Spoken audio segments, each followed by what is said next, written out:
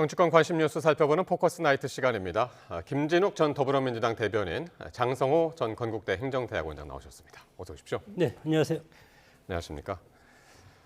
네, 더불어민주당은 오늘도 조희대 대법원장에 대한 공세의 고삐를 늦추지 않았습니다. 한덕수 전 총리와의 회동 의혹에 대해서 당당하면 특검에 나가서 수사를 받으라라고 목소리를 높였는데 국민의힘에서는 그 제보 자체가 근거 없는 찌라시라고 반박을 했습니다. 여야 대표 발언부터 들어보시겠습니다. 12.3 비상계엄 때, 서부지법 폭동 때 그 무거웠던 조희대 대법원장의 입이 어제 가볍게 풀렸습니다. 본인의 의혹에 대해서는 참으로 가볍게 그리고 빠르게 입을 열었습니다. 억울하시면 특검에서 당당하게 출석해서 수사를 받고 본인이 명백하다는 것을 밝혀주면 될 일이 아닌가라고 저는 조언을 드립니다. 누군가가 제보를 들먹입니다.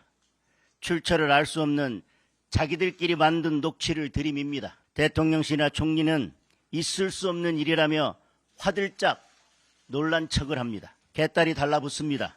좌표를 찍습니다. 여론몰이 수사가 시작됩니다. 그렇게 사냥은 끝이 납니다. 오히려 진짜 수사가 필요한 것은 찌라시에 의한 공작입니다. 예, 조희대 대법원장이 전날 이랬죠. 한덕수 전 총리 등 또 그 누구와도 논의한 적이 없다라면서 의혹을 부인했는데 오늘 정청래 대표가 억울하면 스스로 특검 조사를 받으라 이렇게 압박을 했습니다. 그렇습니다. 조희대 대법원장이 어제 퇴근길에 입장문을 발표했지 않습니까? 네. 만난 적 없다, 또 논의한 적 없다 이렇게 얘기를 했는데 그렇게 얘기했음에도 불구하고 지금 여전히 이 논란이 가시지 않는 것, 이것은 조희대 대법원장이 스스로 자초한 측면이 저는 크다 이렇게 보고 있습니다.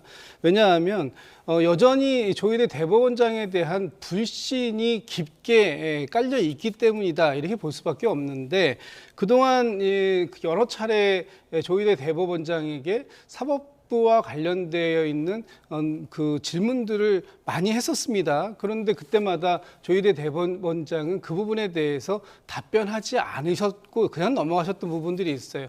가장 최근에 저희들이 문제를 삼았던 부분들 같은 삼았던 부분을 서울중앙지법의 송승용 부장판사께서도 지적을 같이 하셨더라고요. 예. 두 가지 지적하셨습니다. 첫 번째는 5월 1일 그 이재명 당시 후보에 대해서 번갯불에 콩을 굽듯이 파기환송심을 했던 이유에 대해서 분명한 이유를 밝혀야 될 것이다라는 것 하나 하고요. 예. 두 번째는 직위원 재판부가 지난 3월 달에 윤석열 그 피고인을 구속 취소시켜서 석방을 시켰던 일이 있었습니다. 예. 이 두 가지 사안에 대해서 사법부의 입장을 정확하게 밝혀달라고 얘기를 하고 있는 거예요. 그만큼 지금 이 사법부의 신뢰가 많이 붕괴가 되어 있고 그 붕괴를 초래한 데 가장 큰 역할을 했다라고 보는 것이 예. 조희대 대법원장이다. 그렇기 때문에 조희대 대법원장께서 본인과 관련되어 있는 이 의혹에 대해서 일부 해명을 하셨습니다만 그 해명이 곧대로 믿을 수 없는 측면이 있다. 그런 측면에서 스스로 이 부분에 대한 결자 해지를 해야 된다라는 측면을 정청래 대표도 이야기한 것이다. 이렇게 예. 볼 수 있을 것 같습니다. 그러니까 어제 그 조희대 대법원장이 의혹을 부인을 했지만 지금 말씀하신 대로 법원 내부에서조차 현직 부장판사가 의혹에 대해서 유감을 표해야 된다, 해명해라. 이제 이런 이야기가 나와서 더 명확하게 해야 된다. 이제 그 주장입니다. 민주당에서는. 글쎄요, 현직 네. 부장판사가 어떤 것에 대해서 이의 제기를 했는지 물론 네. 저도 읽어봤지만 이해가 가지 않습니다. 부장판사의 위치에 있음에도 불구하고 대법원 전원 합의체에서 지난번 이재명 대표의 선거법 위반 파기환송한 걸 얘기하는 것 같은데 그것이 뭐가 잘못됐습니까? 대법원 전원 합의체에서 합의해서 파기환송을 결정한 것이 그러면 이재명 대통령이 2심에서 무죄난 것이 옳다. 그렇게 해야만 잘못된 것입니까? 이 자체가 언론에서 그리고 우리 토론장에서 우리 지금 정치 토론을 하면서 이거에 대해서 논쟁이 되는 것이 저는 참 안 좋은 모습이라고 생각이 들고 논란이 이미 다 끝나지 않았습니까? 대법원장 조희대 대법원장은 그런 일 없었다 그렇게 얘기하고 예. 또 한덕수 총리는 이건 소설이다 그렇게 얘기하고 그러나 지금 보면은 문제 제기를 한 것이 면책특권 뒤에 숨어서 본회의장에서 한 거 아닙니까? 당당하게 나와서 면책특권을 없이 얘기를 하고 그리고 지금 있는 것은 제보한 사람의 녹취만 존재하지 않습니까? 요즘 녹취는 AI를 통해 충분히 이것에 대해서 가공적으로 할 수도 있는 겁니다. 그러면 녹취한 사람을 공개를 하던가 아니면 부승찬 의원이 직접 언론에 나와서 인터뷰를 하던가 그러면 그 대법원장 입장에서 이거에 대해서 고소고발을 하지 않겠습니까? 예. 그러나 면책의 뒤에서 숨어서 얘기해놓고 예. 그다음에 대법원장 당신이 잘못했으니까 잘못하지 않은 것을 이실직고 하시오. 그럼 뭘 어떻게 이실직고를 어떻게 합니까? 이제 그런 적이 없다고 하면 된 것 아닙니까? 다만 민주당이 지금 주장하고 있는 것을 보면은 두 가지인 것 같습니까? 하나는 지난번에 파기환송을 왜 이렇게 빨리 했냐? 예. 전원합의체에서 그렇게 결정했기 때문에 빨리 한 겁니다. 그러면 전원합의체를 지금 조희대 대법원장이 혼자 결정하는 것은 아니지 않습니까? 예. 여기 대법관 16명 중에는 김명수 대법원장 때 임명한 대법관도 상당수가 있기 때문에 예. 파기환송이 된 것이고 그리고 두 번째 지기현 판사를 교체하라. 이건 우리가 저 헌법 제 101조에 보면은 사법권의 독립 원칙에서 가장 핵심적인 것이 배당권이라는 것이 있지 않습니까? 배당권에 따라서 돌려서 지기현 판사를 부장판사를 임명했는데 이것을 다시 해임하고 민주당한테 유리한 재판관을 임명하라는 뜻인데 그런 것을 할 수 없기 때문에 지금 내란 전담 특별 재판부를 또 만들겠다고 하는 것 아닙니까? 그래서 이런 어떤 그런 원리는 알겠는데 예. 그럼에도 불구하고 지금 너무 나가고 있지 않나 생각이 듭니다. 그러니까 결국엔 이게 여러 가지 사건들이 있어가지고 지금 굉장히 복잡하게 들리는데 결국에는 이제 민주당에서는 왜 파기환송심을 그렇게 일찍 했냐? 보통 뭐 633에서 너무 길기 때문에 줄여봤자 이제 석 달인데 석 달이 아니라 그 당시에는 이제 5월 1일 날 파기환송심을 결정할 때 2심이 나온 지 9일 만이었잖아요. 그렇습니다. 그러니까 워낙 빨랐죠. 사실은 워낙 빨랐기 때문에 너무나 이례적이었다라고 보는 겁니다. 예. 항소심 재판부에서 결정을 내리고 대법원으로 올리는 것도 굉장히 이례적으로 빨리 올렸고요. 또 대법원에서 소부로 지정이 되자마자 예. 한 2시간 만에 전원합의체 말씀하시는데 조희대 대법원장께서 전원합의체로 직권으로 넘기신 겁니다.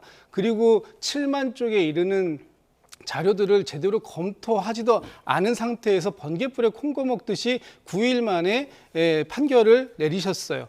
이런 과정들을 민주당에서 볼 때는 예. 대선에 직접적으로 대법원이 개입한 거 아니냐, 정치적인 편향성을 가지고 있는 거 아니냐, 이런 것들에 대한 문제 제기를 하고 있는 것입니다. 그리고 지난 3월 달에 윤석열 전 대통령에 대한 구속 취소가 법원에서부터 이루어졌을 때 그 당시에 지난 70여 년 동안 이루어지던 이 구속 기간을 날짜로 계산하던 것을 유일하게 시간으로 계산해서 윤석열 전 대통령을 구속에서 면해주게 됩니다. 이랬을 때 과연 지금 법원의 이런 판단들에 대해서 알겠습니다. 대법원장으로서 어떠한 역할을 하셨는지 그 부분에 대해서 명확한 입장을 요구했었는데 그동안 그 입장에 대해서 한 말씀도 하고 있지 않았다. 그런 잠깐만요. 것도 지적드리는 거지. 예, 그러니까 지금 여러 가지 사안들이 이제 너무 종합적으로 지금 나와서 지금 제가 좀 정리를 하려고 지금 하나하나 지금 짚으려고 하는 건데, 그러니까 파기환송심이 너무 빠르더라. 그 부분에 대해서 이제 지금 이야기를 했고, 근데 그 파기환송심이 나오기까지 민주당에서는 그렇게 의심을 하는 거죠. 왜 이렇게 빨리 나왔냐? 봤더니 그 전에, 그러니까 5월 1일 날 파기환송심이 있었고, 그 전에 4월 7일 날 한덕수 국무총리 등 4명이 만나서 조희대 대법원장까지 만나서 그때 조희대 대법원장이 이재명 사건은 대법원에서 알아서 처리한다. 그렇게 얘기한 이후에 파기환송이 그렇게 빨라졌다. 그걸 두 개를 연결시키는 거거든요. 그런데 그 네. 역설적으로 다시 그러면 제가 반례를 한번 들겠습니다. 그러면 이 선거법과 관련된 것 아닙니까 지금? 조희대 대법원장이 전원합의체를 해서 대법원에서 너무 빨리 파기환송, 자판도 아니고 파기환송을 했기 때문에 이것은 이재명 당시 후보를 떨어뜨리기 위한 조희대 대법관의 괴략이다. 그런 것이 핵심이지 않습니까? 그럼 거꾸로 한번 제가 말씀을 들어보면 그럼 이 선거법 재판 이재명 후보 선거법 재판 이재명 의원 선거법 재판이 보면은 1, 2심, 2심하면 한 2년 3개월 걸렸습니다. 그러면 이것은 왜 이렇게 그럼 늦어졌습니까? 예. 이거는 그럼 민주당도 이거에 대해서 자아 비판을 해야 자아 비판을 먼저 하고 그 다음에 대법원에서 633 원칙을 왜 안 지켰냐? 그러면 633이면 9개월이면 선거법은 통상 1년이면 다 끝나야 됩니다. 근데 2년 몇 개월이 걸렸습니다. 정확한 건 제가 2년 뭐 1개월인가 2개월 그렇게 알고 있는데 그럼에도 불구하고 그것은 아무 말도 안 하고 그렇게 늦게 끈 것은 아무 말도 안 하고 빨리 대법원에서 파기환송한 것만 지금 얘기를 하고 예. 그리고 언제 어디서 누가 어떻게 그런 것도 없습니다. 제보자의 어떤 그 녹취만 있고 그리고 누구누구 아주 핵심적인 예. 조희대 대법원장, 정상명, 그다음에 김모 씨, 김건희 여사 오빠, 또 뭐 한독수 권한대행 이렇게 딱 4명만 예. 찍어서 4개월 전부터 이것을 이렇게 해서 점점 확대하는 그런 전략을 써온 것이 아닌가 생각이 들어서 예. 이런 중대 사건을 정말 중대 사건이지 않습니까? 공당이 문제 제기하면서 최소한의 검증을 하면서 그래도 최소한 지난번에 청담동 술자리 의혹은 그때 시간, 인물, 장소, 특정 이런 것을 다 측정했는데 이번에는 그런 것도 없습니다. 네. 그래서 면책특권 뒤에 숨지 말고 당당하게 나와서 얘기를 하시라. 저는 알겠습니다. 그런 뜻입니다. 그래서 이제 아까부터 이제 계속 그 말씀을 하시는데 국민의힘에서는 이른바 조희대 한덕수 그 회동 의혹 그걸 이제 제보를 받았다고 그러죠 민주당에서. 근데 그 제보 자체가 허위다라고 이제 보고 있고 서영교 의원이 지난 5월에 그러니까 부승찬 의원이 이제 이번 주에 이제 대정부질문에서 그 얘기를 했지만. 똑같은 이야기를 이제 지난 5월에 서영교 의원이 국회 법사위에서 했는데 그때 당시 틀었던 제보자 녹취가 한 유튜브에서 방송됐던 내용을 그대로 틀었단 말이에요. 근데 그 녹취가 허위였다. AI가 제작했던 것이다. 라는 이야기가 나오더군요. 뭐 일부 그런 얘기가 오늘 보도에서 나오고 있습니다. 예. 그런데 이 부분을 최초에 지난 5월 달에 그 문제 제기했던 서영교 의원은 이 그 제보 외에도 다른 제보가 있다라고 지금 얘기를 하고 있고요. 부승찬 의원이 이 경과에 대해서 얘기를 하고 있지 않기 때문에 이 부분에 대해서는 조금 더 면밀하게 확인이 필요할 보입니다. 예. 그리고 이 사안에 대해서는 시시비비가 지금 이제 가려질 수밖에 없는 상황이 되었습니다. 왜냐하면 시민단체에서 서영교 의원과 부승찬 의원을 고발을 했기 때문에 앞으로 그 수사 과정 속에서 사법기관의 수사 과정 속에서 이 부분에 대해서 이 그 제보를 취득하게 된 경위라든지 또는 이 제보에 대해서 팩트 체크를 해보려고 했었던 어떤 이 검증 과정이라든지 여러 가지 것들에 대해서 논의가 나오게 될 것 같습니다. 예. 그런데 지금 중요한 것은 이 제보 내용에 대해서도 중요하고 뭐 여러 가지가 있습니다만 당시에 있었던 어떤 그 서영교 의원에게 제보되었던 내용들과 현재의 이 상황들이 너무나 기가 막히게 우연의 일치로 맞아떨어져 들어갔다라는 데에 초점이 있다라고 지금 서영교 의원은 얘기를 하고 있는 겁니다.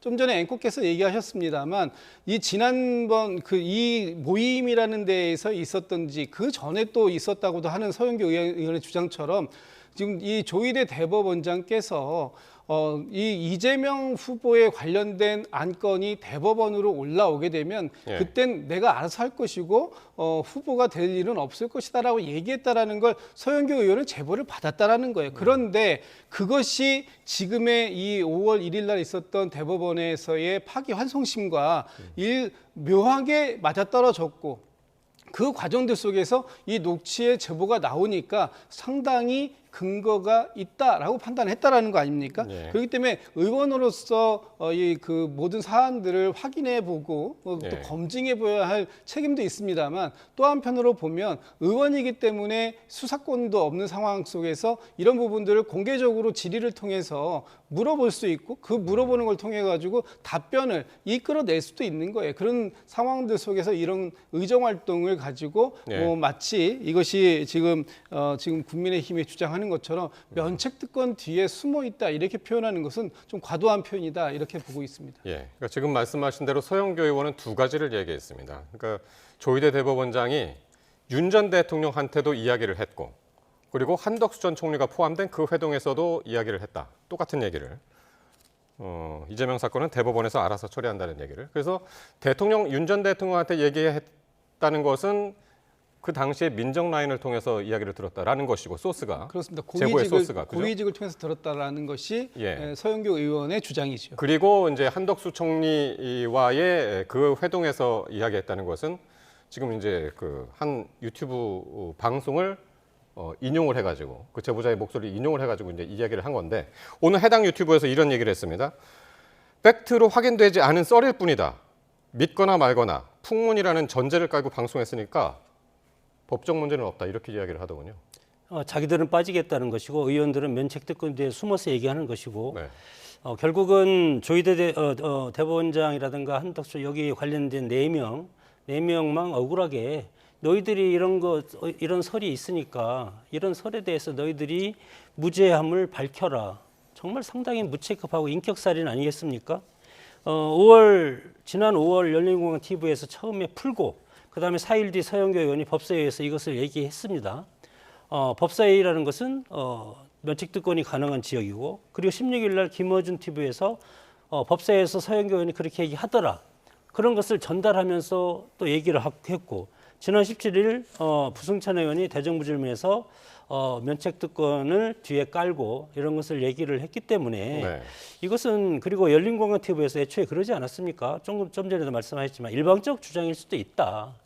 그래서 이 제보자의 일방적 주장이라면서 AI라든가 본인의 녹취인지는 모르겠지만 그것은 나중에 혹시 이것이 수사가 돼도 뭐 1년, 2년 걸릴 것 같은데 예. 그때 당시에 나오면 무슨 의미가 있겠습니까? 단기적으로 나오지 않는 한 이것은 선거 때도 마찬가지로 아무리 가처분이나 뭐 법원에 재판을 청구해도 이미 선거가 끝난 다음에 나오지 않습니까? 그렇기 때문에 실효성이 없고 결국은 이런 날조된 이런 것들로 인해서 피해자만 양산하는 것이 상당히 문제고, 예. 이런 것을 과연 어떻게 처벌할 수 있겠습니까? 결국은 유권자라든가 나중에 선거를 통해서 해야 될 것이고, 소설도 우리가 소설을 쓰지만 상상을 하지만 꿈도 맞을 수가 있는 겁니다. 지금 역으로 작문을 하면 무엇을 못하겠습니까? 결과가 나온 걸 놓고 그 전에는 이런 것이 있었다. 그렇게 하는 것은 너무나 쉬운 예. 작문 아니겠습니까? 그렇기 때문에 거대 여당인 민주당은 이런 것에 대해서 정말 알겠습니다. 큰 정당다운 국정의 책임감을 갖고 해야 될 필요가 있다고 봅니다. 알겠습니다. 조희대 대법원장의 전 총리와의 이제 회동 여부가 그 진실 여부를 떠나서 오늘 전형적인 이제 아니고 말고식의 이제 방송이 나왔고 그게 이제 정치권에서 인용이 되는 그런 과정이 있었기 때문에 좀 비판적으로 받아들일 필요가 있지 않나 싶어서 이야기를 계속 했고요. 자, 이런 가운데 민주당이 이 3대 특검 사건 재판을 전담할 전담재판부 설치법을 발의를 했습니다. 그러니까 내란 특검, 김건희 특검, 최상병 특검이 있죠. 근데 그 특검별로 전담재판부를 두는 법안이죠. 그렇습니다. 네. 지금 이제 뭐 계속해서 뭐 미연십이나 이런 부분들을 말씀 주시는데, 지금의 이 재판이 신속하게 공정하게 이루어지고 있다라고 느끼시는 국민들이 별로 없다. 대다수의 국민들은 오히려 왜 이렇게 재판이 더디고 진행되는 내용도 알 수 없게끔 이렇게 비상식적으로 재판이 진행되느냐 하는 부분에 있어서 문제를 제기하시는 것이고, 민주당은 그런 문제 제기를 이 전담 재판부를 통해서 해소하려고 하는 노력입니다. 지금 오늘도 저희 그 TF에서 밝혔습니다만 이 헌법 102조에서 얘기하고 있는 법원의 조직은 법률에 의해서 정하도록 규정하고 있지 않습니까? 그렇기 때문에 이 전담 재판부, 재판소도 별도로 만드는 것도 아니고 전담 재판부를 만드는 법안을 만들어 제출을 한 것입니다. 예. 그리고 이 법안이 제출된다고 하더라도 정치권에서 추천하는 걸 아예 원초적으로 네. 뺐기 때문에 지금 법무부에서 1명, 그리고 그 판사 회의에서 4명, 그리고 대남변협에서 4명 이렇게 9명을 추천하도록 되어 있고 이분들에 대해서 최종적인 임명권은 대법원장이 갖고 있기 때문에 어느 한 부분에 있어서도 위헌성은 없다. 그런 점들을 명확하게 하는 법안을 오늘 제출한 것입니다. 예, 전담재판부 구성할 때 국회 추천 몫은 뺐다. 그게 이제 위헌 논란이 있었기 때문에 그럼 위헌 논란은 해소가 되는 겁니까? 저는 뭐 위헌적 요소가 상당히 강하다고 특별을 뺀다고 하더라도 저는 첫째로는 그겁니다. 사법부의 독립은 헌법 제101조에 규정이 돼 있습니다. 사법부의 독립이라는 것은 결국은 정치권에서 이거에 대해서 사법부의 독립이라는 것은 다른 말로 하면 여러 가지 재판의 독립도 있지만 배당권이라는 것이 있지 않습니까? 자의적으로 배당이라는 것은 법관을 지금 내란 전담 재판관으로 법관을 옮기라는 것 아니겠습니까? 그렇기 때문에 이런 것이 배당권이고 이것은 저는 헌법 101조 규정을 정면으로 위배할 가능성이 크기 때문에 위헌이라고 이제 보는 것이고 마찬가지로 왜 그럼 우리가 사법권의 독립을 뒀냐? 과거에 절대주의 국가에서는 보댕이라는 왕권 신수설이라는 학자들을 통해서 왕의 권력은 신이 내린 거기 때문에 아무도 이것은 간섭할 수 없다. 그래서 왕이 모든 것을 다 하지 않습니까? 입법, 행정, 사법을.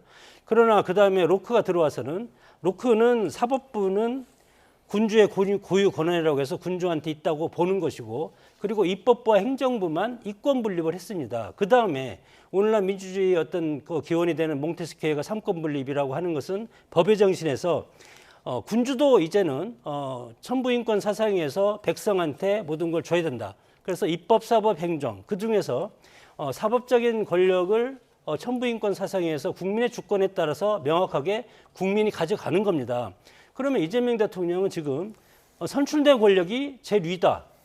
입법, 사법, 행정, 견제와 균형에서는 네. 선출된 권력이 제1위일 수가 없습니다. 제1위라는 것은 로크의 이권 분립을 얘기하는 건데 그러면 여기서 사법이라는 것은 결국은 그 군주의 고유 권한이 된 그런 어떤 측면에서 얘기하기 때문에 물론 뭐 취지는 그렇지는 않겠지만 그럼에도 불구하고 그럴 가능성이 크다. 그래서 사법권의 독립은 명확하게 해야 될 것이고 이렇게 민주당의 다수의 의석을 해서 예. 특별 내란 특별 재판부 내란 전담 재판부를 두는 것은 배당권의 원칙을 침해하는 것이고 또 하나 있습니다. 뭐 가장 중요한 것이 뭐냐면 통상적으로 학교 폭력이라든가 이런 것도 전담 재판부를 두는데 이것은 미래지향적이지 않습니까? 앞으로 이런 걸 하지 말라.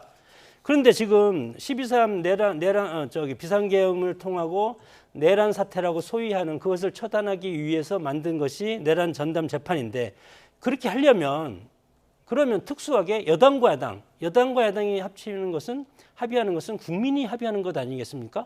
전 국민적인 합의가 가능할 때 이것은 가능하다고 봅니다.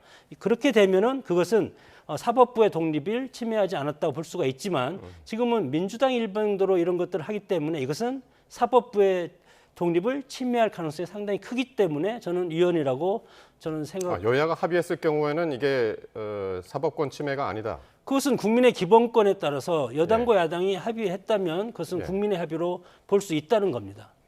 예.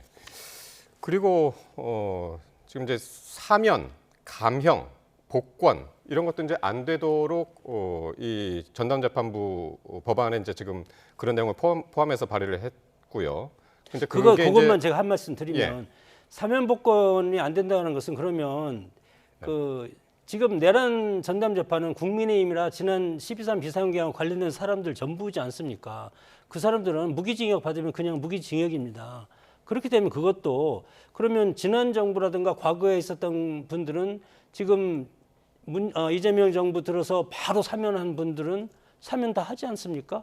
만약에 여기에 걸려서 유죄 판결을 받으면 무기징역 받으면 그냥 평생을 예. 감옥에 살 수밖에 없는 예. 그런 거기 때문에 그래서 그것도 이제 대통령 헌법 사면권도 침해하고 또 네. 피고인의 평등권도 침해된다. 이제 이런 논란이거든요.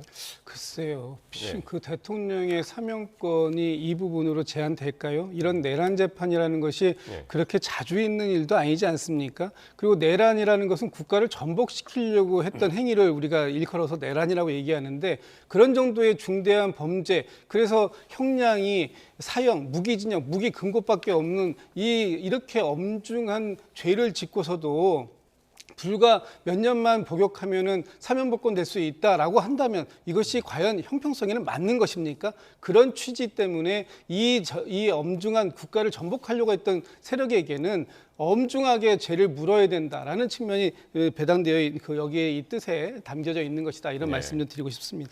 일단은 지금 이게 특위에서 발의한 거잖아요. 그렇습니다. 특위 차원에서. 그렇습니다. 예, 특검 특위 민주당 내부에 그렇습니다. 있는. 그럼 이게 당론은 아니라면서요? 아직 당론은 아니고요. 여기 예. 이제 법안을 발의한 이후에도 예. 법안을 논의하는 절차는 여러 가지가 남아 있습니다. 예. 그렇기 때문에 오늘은 가장 기본적인 이 법안을 발의하는 절차인 것이고요. 이 부분에 대해서 앞으로 여야가 이 법안을 집중적으로 논의하게 될 겁니다. 상임위에서. 그리고 그 과정들 속에서 지금 오늘 이런 법안이 제출되자마자 법원에서는 또 조치가 나오지 않았습니까? 뭐 그 판사 지금 형사 25부에 판사 한 분을 증언하기로 했고요. 예. 또 뭐 형사 법정을 증설하고 그리고 이 재판 중개할 수 있는 중개팀을 준비한다든지 또 지금 이 특검 사건이라든지 이런 거를 배당받았을 때는 일반 형사 사건을 몇 건씩을 좀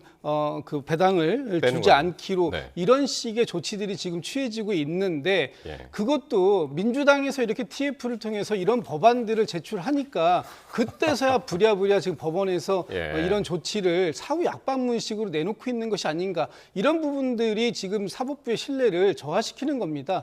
진작에도 신속하게 재판부 인원을 증원시킬 수도 있었고 예. 전담 재판부를 만들 수도 있었고 그리고 신속하게 공정하게 재판을 공개하면서 진행시킬 수도 있었다라는 예. 것이 오늘의 법원의 이런 행위들로 확인이 되기 때문에 이런 부분들을 명확하게 하기 위해서는 그 법안이 필요한 부분이 있다라는 부분을 다시 한번 확인하는 것 같습니다. 잠깐 정리를 하면은 이제 지금 말씀하신 부분이, 그러니까 이제 민주당도 그렇고 지금 법원도 그렇고 지금 민주당에서는 그 비판하는 것이 그 내란 재판, 특히 이제 내란 재판에 대해서 왜 이렇게 늦냐, 빨리 좀 해야 되지 않냐 해서 지금 그 전담 재판부 그 설치를 하자, 그렇게 해서 법안을 마련한 것이고, 법원에서는 그런 이야기들이 나오니까 자체적으로 그 대안을 내놨습니다. 그래서 내란 재판을 하고 있는 형사합의 25부에 판사 한 명을 추가 배치한다. 그래서 그 판사는 일반 재판을 이제 전담을 하는 것이고 그만큼 이제 부담을 덜어주는 것이죠. 또 특검 사건 한 건을 배당 받을 때마다 일반 사건 5건은 배당해서 제외하는 것으로, 빼는 것으로. 그러니까 여기에만 집중할 수 있도록, 이 재판에만 집중할 수 있도록 서울중앙지법 차원에서 그 대책을 이제 마련을 한 거란 말이죠. 이 대안에 대해서는 어떻게 보시나요? 아니, 그런 것을 네. 사법부의 독립이 엄연히 우리 헌법의 국민의 명령으로 국민 주권의 정신에 기반해서 헌법을 만들어서 사법부의 독립을 해놨는데 네. 이것이 지금 민주당이 압력을 해서 저렇게 했다고 보시면 그것도 또한 우리나라는 삼권분립 국가가 아닙니다, 이미. 그래서 민주당이 저렇게 뭐 지기현 판사라든가 형사 25부를 바꿔라, 지기현 판사 내려라, 그렇게 정치권이 입법부가 사법부에 대해서 이렇게 공개적으로 한다는 것은 우리나라 헌법 질서가 상당히 위태로워졌다는 방증이고, 저런 모습을 통해서 대법원이 저렇게 재판부에서 증언을 하고 또 여러 가지 형사 배당을 10건을 배당하지 않기로 난이도도 고려하고, 이런 것을 대법원에서 언론 플레이라든가 언론 플래스 하는 것 자체가 우리나라의 어떤 형사 체계 그리고 사법 체계가 흔들리고 있다고, 흔들린다는 것은 다른 말로 하면은 견제와 균형이 깨지고 있다는 그런 방증이기 때문에 저는 예. 저런 모습이 좋아 보이지 않는다. 다만 대법원은 대법원장 대법원이라든가 대법원 구성원들이 네. 자체적으로 사법부의 독립을 지켜나가고 마지막까지 사법부의 독립을 지켜나갈 때 우리 헌법이 수호되고 자유민주적인 어떤 시장 질서가 유지된다고 봤을 때 민주당이 저런 걸 가지고 좋아해서는 안 된다고 생각이 듭니다. 알겠습니다. 어쨌든 아까 대변인 말씀하신 대로 지금 이제 민주당에서 그 특위 차원에서 발의한 전담재판부 법안도 앞으로 이제 수정되고 이제 개선될 그런 이제 시간적인 여유가 있으니까요. 이런 부분들이 이제 또 이야기들을 많이 들었으면 좋겠습니다. 자, 그리고 대정부질문 마지막 날이었죠, 오늘. 국회에서 이제 치열한 공방이 이어졌었는데 이 대통령의 발언에서 촉발된 이 선출 권력 우위론 그리고 내란 전담 재판부 등이 도마에 올랐는데 한번 직접 들어보시겠습니다. 이 선출된 권력이 가장 우위에 있다는 거, 이거는 중국식 모델하고 똑같습니다. 최고인민대표회의가 최고인민법원을 통제한다고 하고 있습니다. 저는 그래서 이 선출된 독재가 위험하다. 전체 맥락은 국민 주권이라는 걸 강조하는 것 사이 저는 중국을 그렇게 생각하지 않습니다만은 혹시 우리 나 의원님께서 특정한 어떤 대상을 참으로 나쁜 것이라고 전제해서 말씀하시는 것이라면 보수 성향 3명 판사해서 이재명 특별재판부 만들면 동의하시겠습니까? 아니, 내란 답변을 하려고 하고 재판부 있는데 역시 그렇게 말씀하시면 위헌입니다. 이재명 대통령의 재판은 헌법과 법률에 의해서 중단되어 있는 상태입니다. 네, 두 가지 이슈. 두 번째 건 이제 내란 전담 재판부와 관련된 것이었으니까 지금 이제 충분히 이제 이야기를 했다고 보고요. 앞에서 이야기했던 것은 이제 선출 권력과 임명된 권력에 대한 권력 순위 이 얘기인데 나경원 의원은 이걸 중국식 모델에 비교를 했습니다. 지금 대통령께서 말씀하신 뜻을 왜곡해도 한참 왜곡하고 있는 것입니다. 대통령께서 말씀을 국무회의에서도 명확하게 하셨습니다. 대한민국의 주권자는 국민이고 국민에게 위임받은 사람들은 그 위임받은 권력에 대해서 굉장히 조심해야 된다라는 취지로 말씀하셨다라는 것을 명확하게 얘기했어요. 그럼에도 불구하고 여전히 민주당과 이재명 대통령에게 독재 프레임을 씌우려고 계속해서 지금 국민의힘 쪽에서는 나오시는 분들은 계속 북한 또는 중국이다라는 중국식 모델을 우리가 따라가고 있다라고 지금 계속해서 말씀들을 주고 계시는데 여기에 동의할 국민들이 과연 몇 분이나 되실까? 과연 이 독재 프레임이라는 게 제대로 작동될 것인가라는 부분에서 저는 매우 부정적으로 봅니다. 그럼에도 불구하고 계속해서 종북 그 어떤 색깔론을 씌우려고 하는 듯한 이런 모습, 이런 것들이 오히려 지금 국민의힘에게 많은 국민들이 좀 부정적으로 느끼게 만들고 국민의힘을 지지할 수 없게 만드는 또 그런 측면을 지금 계속해서 본인들은 모르고 계셔서 이런 말씀들을 하시는데 지금 우리의 사법 시스템을 중국의 사법 시스템하고 비교하는 이 자체 이것은 매우 잘못된 것이라는 말씀드리고 우리의 지금 사법 시스템 체계가 독재적으로 움직인다고 했다면은 지금 나경원 의원께서 오늘 저런 발언들을 저렇게 자유롭게 하실 수 있겠습니까? 그 우리 국민들의 그 민의를 너무 왜곡하시지 않으셨으면 좋겠다 이런 생각 듭니다. 정치는 입법, 사법, 행정 수장이 대통령과 국회의장 그리고 대법원장이지 않습니까? 각각의 수장이 똑같은 권한을 가지고 간다고 저는 생각이 들고 그래서 정치의 본질을 지도자들은 건드리면 안 된다. 헌법 정신을 건드리면 그러면 결국은 국민의 저항이 있을 수밖에 없는 것입니다. 어느 상황이 오더라도. 그런 것이 17세기에 절대주의 국가가 있을 때 절대주의 국가는 왕과 군이 통치하는 시대였고 그것에 반기를 들어서 나타난 것이 18세기 시민혁명입니다. 그래서 미국의 독립혁명, 영국의 명예혁명, 프랑스의 대혁명 많은 피를 흘리면서 민주주의 국가가 탄생해서 자유와 평등이라는 그런 가치를 구현하고 그 기저에는 그것을 자유와 평등을 구현하는 기저에는 삼권 분립이라는 입법, 사법, 행정의 분리 팽팽하게 균형이 깨지면 이것은 독재가 되는 겁니다. 그렇기 때문에 입법 권력이 우위에 있다는 것은 아무리 대통령이라도 행정권 수반자가 해서는 안 될 일을 한될 워딩을 저는 했다고 보고 물론 이재명 대통령의 그런 말이 그런 취지는 아닐 것이다. 저는 그렇게 확실하게 생각을 하지만 그럼에도 불구하고 알겠습니다. 야당이라는 존재가 있지 않습니까? 그렇기 때문에 국민도 있고 그래서 그런 걸 신경 써서 워딩을 해야 된다고 봅니다. 마지막으로 하나만 장 교수께만 여쭙겠는데 오늘 김건희 특검이 국민의힘 압수수색했잖아요. 네. 결국에는 안 돼서 이제 그 데이터베이스 업체를 이제 압수수색을 했고 그리고 그게 이제 통일교와 관련된 문제였고 네. 한학자 총재에 대해서는 이제 구속영장을 청구를 했습니다. 청구를 해서 다음 주에 영장 심사가 있을 텐데 만약 그 영장이 받아들여지면 파장이 상당할 것 같은데요. 국민의힘 입장에서는. 국민의 입장에서는 파장이 상당하더라도 예. 그거에 대한 어떤 죄책이 있으면 네. 받아야 된다고 생각하고 법원이 결정하는데 어떻게 거부하겠습니까? 예.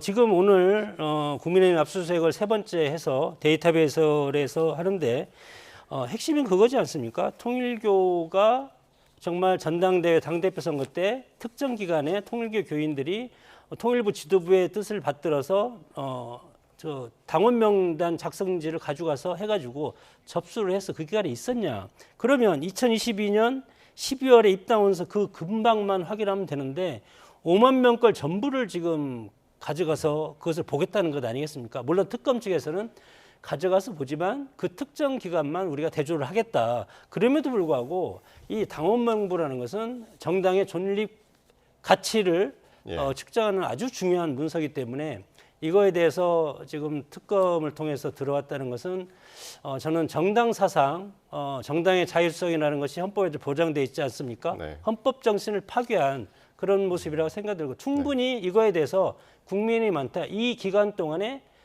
입당한 사람들, 신규 입당자만 달라. 그렇게 했을 수도 있는데 그렇게 강압적으로 한다는 것은 앞으로 이 정치가 정말 특검을 통해서 정치적인 어떤 통합과 화해 정치 그런 것이 물 건너간 그런 사례가 되지 않을까 상당히 걱정입니다. 알겠습니다. 한학자 총재에 대한 영장 심사 이제 다음 주 월요일이고요. 지금 특검에서는 이게 이제 과거 국민의힘 전당대회라든가 대선에 또 통일교가 개입했다 이렇게 보고 있기 때문에 이게 그 결과에 따라서 상당히 이제 좀 파장이 커질 것 같습니다. 네, 지금까지 김진욱 전 더불어민주당 대변인, 장성호 전 건국대 행정대학원장과 함께했습니다. 고맙습니다.